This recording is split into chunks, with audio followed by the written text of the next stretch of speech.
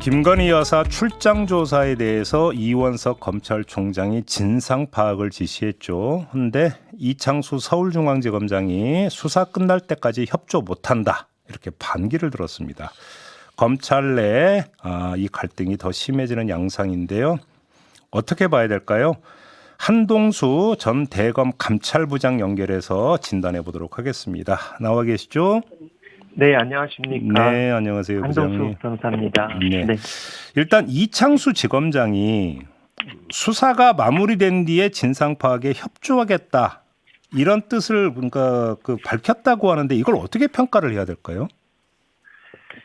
네, 이창수 지검장이 이 국면의 주도권을 가지고 자기 갈 길을 가겠다는 의지를 표현한 것입니다. 네. 무혐의 종결이 예상됩니다. 이원석 총장은 감찰 신용을 하는 것으로 이렇게 생각합니다. 감찰 신용을 한다? 네. 좀 더 풀어서 설명을 해주신다면요. 기본적으로 지금 명확하지 않은 불투명한 진상 파악 지시라는 표현을 사용을 하였고요. 네. 또 무엇보다도 이 사건의 본류는 수사 지휘를 행사하는 것입니다. 네, 대검 감찰부로 하는 이렇게 말로만 하는 지시는 네. 사실은 정확하게 이 사건의 공정한 처리에 대해서 그 의지를 가지고 있는지 대단히 의심스럽습니다. 이원석 검찰총장이 이런 말을 했다고 그래요. 이건 감찰도 진상조사도 아니고 진상 파악이다, 이렇게 강조를 했다는데, 진상조사와 진상 파악이 어떻게 다른 거예요, 부장님? 대검 감찰에서는 진상 확인과 감찰이란 용어를 쓰고요. 예. 진상 파악이라든가 진상 조사는 정확하게 정식의 감찰 활동으로 감찰 내부에서 사용한 용어는 아닙니다. 그렇기 때문에 애매하고 불명확하고 모호한 지시라고 생각을 합니다. 넓게 보면 감찰 활동의 시작이긴 한데요. 가장 낮은 수위, 가장 낮은 단계의 이런 사실관계 파악 정도의 그런 포지션입니다. 그러면 공식 용어는 감찰 아니면 진상 확인, 이 두 용어밖에 없는 겁니까? 네. 그러면 감찰에 착수하라, 내지는 진상 확인을 위한 조사에 나선다, 이런 표현을 쓰죠. 그러면 진상 조사니 진상 파악이니 이런 용어는 없는 겁니까? 네, 진상 파악은 이렇게 정식의 무슨 감찰 관련 규정에 있다는 용어는 아닙니다. 네. 그러면 감찰과 진상 확인 모두 대검 감찰부에서 수행하게 돼 있는 겁니까? 대검 감찰부가 이제 직접 나서기도 하고요. 보통은 일선 청에 이제 감찰 부서가 있으니까, 그렇죠. 거기에 대해서 신속하게 진상을 확인해서 보고하라고 지시를 하기도 합니다. 그래요? 네. 그러면 왜 공식 용어인 진상 확인이라고 하는 걸 놔두고 진상 파악이라는 용어를 썼을까요? 일단 여기에서 그래서 감찰 신용이라고 제가 최종적으로 생각을 하는 겁니다. 네. 그러니까 공식화를 피하려고 했다, 이렇게 해석을 해야 되는 겁니까, 그러면? 그 정도는 아니고요. 기본적으로 이 사건은 수사 지휘가 사건의 본류입니다. 네. 국민들이 많이 관심을 가지시는 명품백 사건에 관해서 과연 특가법상 알선 추세죄가 해당되는지 여부, 그리고 지금 현재 서울중앙지검 수사팀은 청탁금지법상 배우자에 대한 처벌 규정이 없다, 이 요점만 주목하고 있습니다. 그렇지 않습니다. 배우자를 가지고 있는 공직자 등은 소관 부서에, 그러니까 대통령실리의 소관 부서에 서면으로 금품 수수 사실, 이 사건은 명품백하고 양주, 또 있죠? 화장품 다 합산해야 되죠. 매회 회계는도 300만 원 이상인지 여부를 확인해서, 이분을 확인했다면 방송 보도됐을 때 알았겠죠. 그럼 지체 없이 서면으로 신고해야 됩니다. 그리고 그것을 반환해야 됩니다. 그렇다면 현재까지 나온 자료로 보면 대통령에 대해서 청탁금지법 위반의 혐의는 있어 보입니다.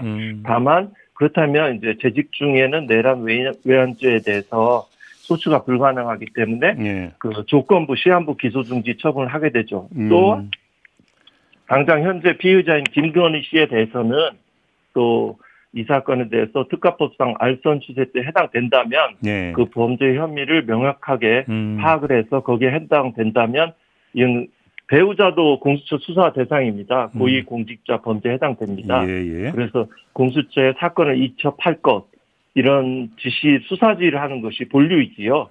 그 본류를 안 하고 감찰로 이렇게 하는 것은 그 이 사건의 공정한 처리에 대해서 의지가 부족하다는 반증이라고 생각합니다. 그러면 명품백 건에 대해서는 검찰총장이 수사지휘권을 행사할 수 있으니까 그렇습니다. 그러면 최소한 그러면 이 건을 공수처로 넘겨라. 뭐 예를 들어서 이런 식으로 그러니까 지시는 할 수 있는데 안 하고 있지 않느냐 이 점을 지적하시는 거네요. 그러면 네네 그 사안의 진상 규모를 명확하게 해서 문제 혐의점이 발견되면 그 공수처로 사건 이첩을 하라는 등의 지시를 할 수 있죠. 매주 보고를 받으니까요. 알겠습니다. 그 사항들에서 중앙지검장과 뭐 차장 또 부장 형사 1부장 그 검찰총장실에 모두 나와서 보고를 하라라고 지시할 수도 있고요.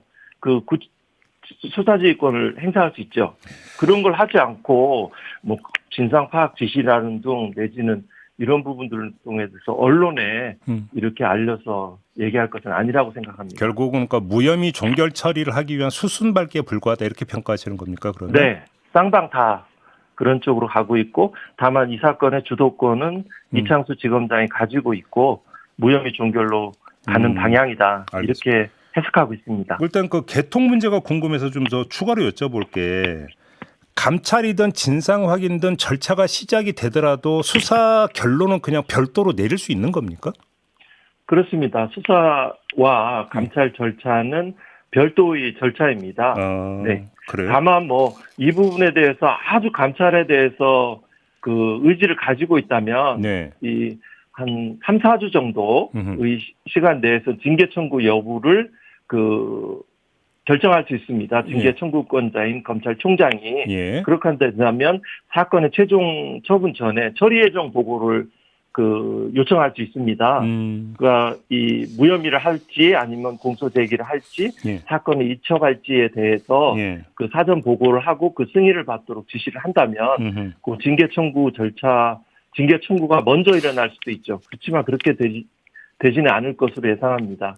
옛날 가장 강도 깊었던 그 감찰이 수사에 영향을 주었던 사례는 그 윤석열 검찰총장 시절에 채널A 수사팀에 대해서 서울고검이 감찰을 아주 강도 높게 진행을 했었죠. 그래서 실제 현재 이창수 지검장이 말하는 것처럼 실제는 알 수 없습니다만 수사팀의 동요가 있었지요. 그렇게 그 보도를 통해서 기억하고 있습니다. 알겠습니다. 지금 보도를 보면은 이달 초에 이원석 총장이 박성재 법무장관에게 도이치 건에 대한 수사지휘권 복원을 요청을 했고 이 과정에서 언쟁을 벌이다 거부당했다고 하거든요. 자, 이 사안은 어떻게 그 평가를 해야 된다고 보십니까, 부장님은? 네, 일단은 그 수사지휘권은 윤석열 개인에 대한 수사지휘권 배제라고 해석합니다. 그렇게 보세요? 검찰총장의 직위 자체에 대한 그 수사지휘권 행사라고 보긴 어렵고 그 배우자, 그 장모 포함되어 있었을지 모르겠습니다만 그 배우자에 대한 수사이기 때문에 이해충돌 여지가 있어서 수사에 대한 지휘를 중단하라는 취지의 수사지휘권 행사였다고 생각을 합니다. 해석상 일단 수사지휘권이 가능할 여지가 있고요. 만약 필요하다면 정식으로 공문으로 요청하든가 해서 일찍이 하였어야 되죠. 그 송경호 지검장은 굳이 수사지를 하지 않더라도 검찰총장으로서 책임을 지지 않더라도 그 상당히 기본적으로 일치된 그 의견하에서 진행되었다고 생각하였는지 사실은 4월 총선 이후로 이제 비로소 뒤늦게 그 검찰총장 임기 만료 전에 그러한 구두 요청이 있기 때문에 그 진정성과 의지를 그닥 중시하지는 않습니다. 오히려 그 너무 늦었다. 네, 왜 그렇게 임기 만료가 다 됐죠. 왜 이제 뭐 임기 만료 코앞에 두고 이제서야 그렇게 요청을 하느냐 이 점을 봐야 된다는 말씀이십니까? 그렇죠. 말보다 행동입니다. 말 또한 그 진정성이 있고 정직해야 합니다. 공직자는 특히. 그래요. 그러면 박성재 장관은 하여간 거부했잖아요. 이거는 어떻게 평가하세요? 그거는 뭐 하나의 형식 논리라고 봅니다. 특별히 의미를 두지 않습니다. 그래요. 일반론으로 응답한 것인 거니까요. 검찰총장과 이야기하지 않고 그 서울중앙지검장과 그 일반적인 이 표현으로서 그냥 그러니까 그 흔히 쓰는 말로 직거래 하겠다는 그런 의사표명이라고 볼 수도 있고요. 이 사건 수사의 결론의 주도권은 이창수 지검장이 가지고 있다. 그렇게 보시는. 그렇게 봅니다. 그럼 뭐 수사 결론이 그러니까 내려지는 과정에서 총장과 지검장이 다시 그 재충돌할 가능성은 거의 없다. 그러니까 무혐의 종결 실질적인 충돌, 예. 말이 아닌 실질적인 행동. 예. 예를 들어서 뭐 재소환을 해라. 소환에 불응하면 체포영장을 발부해라. 아니면 압수수색 영장이 필요하다라는 예. 수사지가 있어야죠. 그렇지 않다면은 그거는 이제 말뿐인 언론에서 일어나고 있는 지상에서의 그냥 대립되는 모양새인 거죠. 그냥 언론 플레이뿐이다 이런 말씀이시네요. 네, 뭐 감찰도 감찰의 의지가 있다면 제3의 장소에서 한다는 등 이렇게 국민의 신뢰를 떨어뜨린 행위가 있다. 예. 그러면 이 부분에 대해서 뭐 예를 들어 법무부 장관하고 연락이 있었는지, 대통령실 민정수석실과 연락이 있었는지, 뭐 이런 통화 내역 중에 등도 아주 강도 깊은 감찰이 있을 수도 있죠. 근데 그러한 행동은 나아가지 않는 것 같습니다. 알겠습니다. 보도상으로.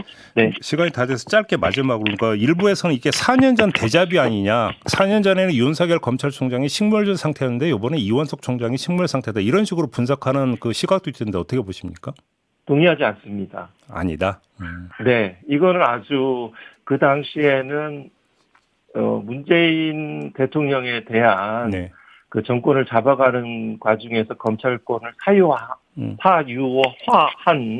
그 검찰 그 세력들의 충돌이었지만 이건 기본적으로 검찰이라는 동일한 출신을 가지고 있는 그 세력과 사람들 알겠습니다. 사이에 예, 알겠습니다. 이런 모습입니다. 네. 자, 마무리해야 될 것 같습니다. 고맙습니다, 부장님.